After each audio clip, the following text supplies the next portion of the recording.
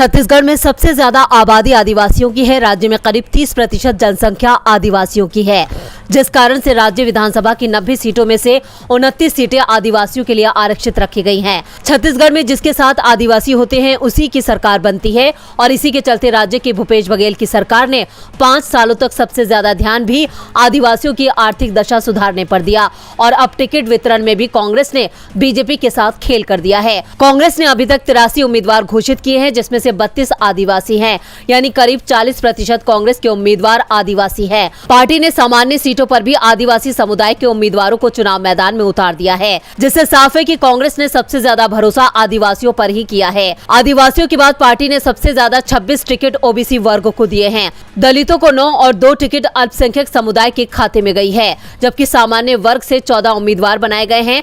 साफ है कांग्रेस ने जातीय समीकरणों को साधते हुए आदिवासियों को अपने पाले में करने की रणनीति पर काम किया है। दरअसल 2018 के चुनाव में आदिवासियों ने कांग्रेस पर भरोसा जताया था। 29 आरक्षित सीटों में से 27 सीटों पर कांग्रेस ने जीत दर्ज की थी और इसलिए कांग्रेस ने भी इस समुदाय को सबसे ज्यादा हिस्सा दिया है। इसके साथ ही कांग्रेस ने 14 महिलाओं पर भी दांव लगाया है, जो अब तक कांग्रेस की ओर से महिलाओं को दी गई सबसे बड़ी हिस्सेदारी है। पार्टी ने 47 विधायकों को टिकट दिए हैं। 5 राज्यों की विधानसभा चुनाव के साथ साथ 2024 के आम चुनाव को लेकर सियासी फिजा गर्म है। चुनाव में 8 महीने का ही समय बचा हुआ है। ऐसे में राजनीतिक दलों के साथ साथ केंद्रीय जांच एजेंसियां भी एक्टिव मोड में दिखाई दे रही है।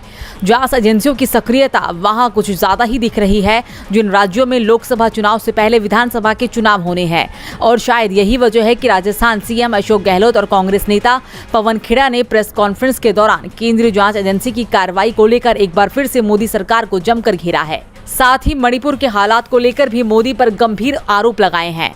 उन्होंने ये भी कहा है कि ईडी, सीबीआई, आईटी जांच एजेंसी मोदी सरकार के हिसाब से काम कर रही है।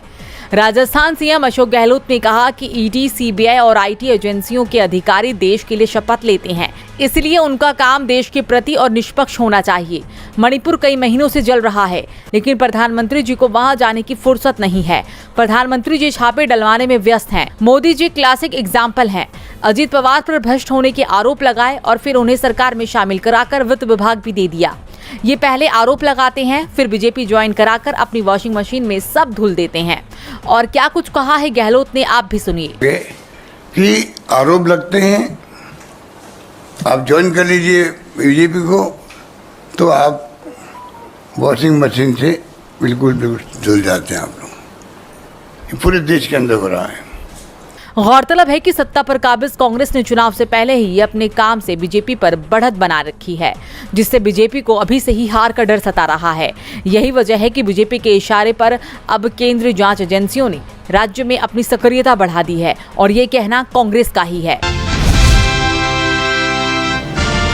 लोकसभा चुनाव से पहले ईडी और सीबीआई की बढ़ती सक्रियता ने विपक्ष को मोदी सरकार पर सवाल उठाने का मौका दे दिया है।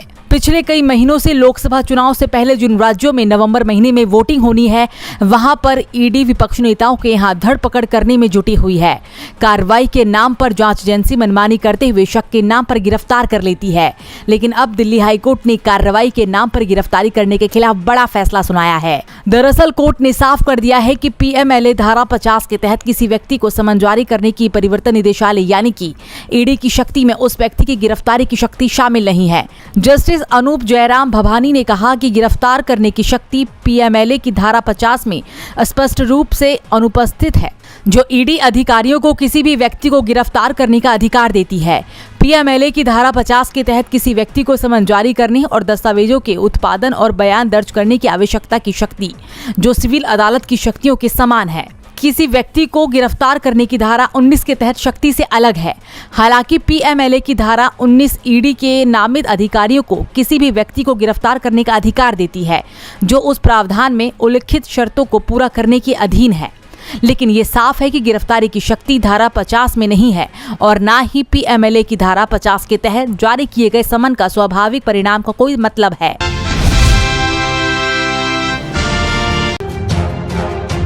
कांग्रेस सांसद राहुल गांधी ने गुरुवार को पहली बार इजरायल और हमास के बीच चल रहे संघर्ष पर आधिकारिक बयान जारी किया। हिंसा की निंदा करते हुए राहुल गांधी ने कहा कि गाजा में निर्दोष नागरिकों की हत्या और उनके भोजन, पानी, बिजली में कटौती मानवता के खिलाफ अपराध है। राहुल गांधी ने कहा, हमास द्वारा निर्दोष इजरायलियों की हत्या करना और बंधक बनाना एक अपराध है और इसकी निंदा की जानी चाहिए। उन्होंने कहा कि इजरायल और फिलिस्तीन के बीच हिंसा के चक्र को समाप्त किया जाना चाहिए। राहुल गांधी ने ट्वीट कर लिखा, गाजा में बच्चों सहित हजारों निर्दोष नागरिकों की हत्या और उनके भोजन, पानी और बिजली को काटकर लाखों लोगों की सामूहिक सजा मानवता के खिलाफ अपराध है। हमास द्वारा निर्दोष इजरायलियों की हत्या करना और बंधक बनाना एक अपराध है और इसकी निंदा भी की जानी चाहिए। इजरायल और फिलिस्तीन के बीच हिंसा के चक्र को समाप्त किया जाना चाहिए। ये बयान ऐसे समय में आया है जब कांग्रेस फिलिस्तीन को लंबे समय से समर्थन देने को लेकर विवाद में फंसी हुई है।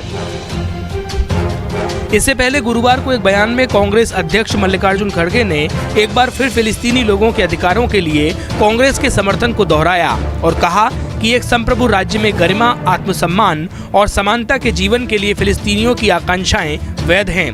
कांग्रेस अध्यक्ष मल्लिकार्जुन खड़गे ने गाजा में अस्पताल एवं रिहायशी इलाकों पर हमले की निंदा करते हुए बृहस्पतिवार को आह्वान किया कि पश्चिम एशिया में तत्काल संघर्ष विराम हो और कूटनीतिक प्रयास आरंभ किए जाएं, ताकि फिलिस्तीन की आकांक्षाओं को पूरा किया जा सके और इजरायल की सुरक्षा चिंताओं का समाधान भी सुनिश्चित हो।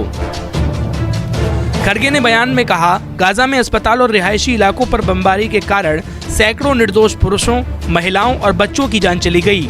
ये अन्यायपूर्ण और गंभीर मानवीय त्रासदी है, जिसके लिए जिम्मेदार लोगों को जवाबदेह ठहराया जाना चाहिए। 8 अक्टूबर 2023 को कांग्रेस ने इजरायल के लोगों पर हमास द्वारा किए गए क्रूर हमलों की निंदा की थी। इजरायल के सैन्य बलों द्वारा नागरिक क्षेत्रों में अंधाधुंध कार्रवाई भी अस्वीकार है। उनके मुताबिक कांग्रेस फिलिस्तीन के लोगों के लिए अपने दीर्घकालिक समर्थन को दोहराती है।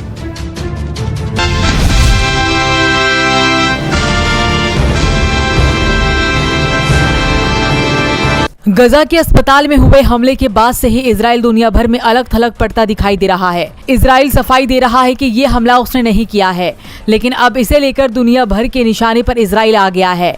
अब तक इजराइल को लेकर नरम रुख अपनाने वाले यूएई ने भी उनके खिलाफ मोर्चा खोल दिया है।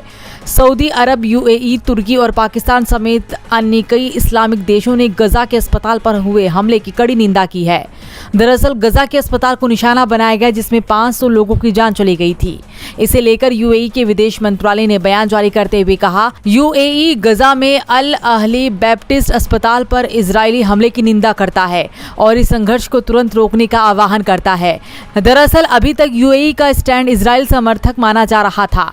7 अक्टूबर को इजराइल और फिलिस्तीन में छिड़ी जंग को लेकर यूएई ने अपने बयान में कहा था कि ताज़ा तनाव के लिए हमास जिम्मेदार है, लेकिन अब यूएई भी इजराइल के खिलाफ हो गया है। पाकिस्तान में भी अस्पताल पर हुए हमले के लिए इजराइल को जिम्मेदार ठहराते हुए हिंसा को तुरंत रोकने की मांग की है। तो वहीं तुर्की के राष्ट्रपति रेसेप तैयप एर्दोगन ने भी एक्स पर लिखा कि एक अस्पताल को निशाना बनाना जहां महिलाएं, बच्चे और निर्दोष नागरिक थे, ये इजराइल के मौलिक मानवीय अधिकारों को ताक पर रखते हुए हमले का ताज़ा उदाहरण है।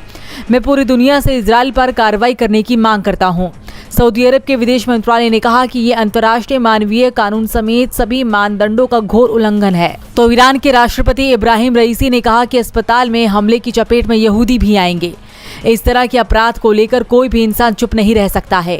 एक इस्लामिक देश के रूप में ईरान शोक मना रहा है, जबकि सीरिया ने तो इस हमले के लिए सीधे सीधे अमेरिका को ही जिम्मेदार ठहरा दिया। इस बीच ब्रिटेन के पीएम ऋषि सुनक इजराइल पहुंचे और उन्होंने इजराइल का साथ देने की प्रतिबद्धता जताई।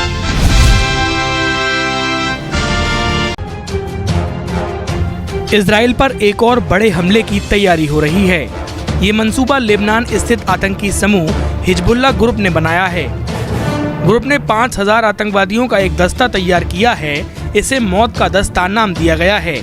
इसका काम हमास की तरह से ही इजराइल पर हमला करना है। हिजबुल्लाह ने इस ग्रुप को इजराइल में इसी तरह का एक और हमला करने को कहा है, जैसा हमास ने इसी महीने किया था। हमास के खूनी हमले में अब तक 1400 के करीब इजरायली मारे गए हैं।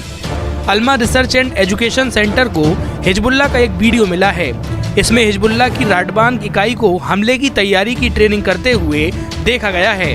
वीडियो में दावा किया जा रहा है कि हिजबुल्लाह के पास उत्तरी इजराइल में नरसंहार करने के लिए 5000 प्रशिक्षित लड़ाके तैयार हैं।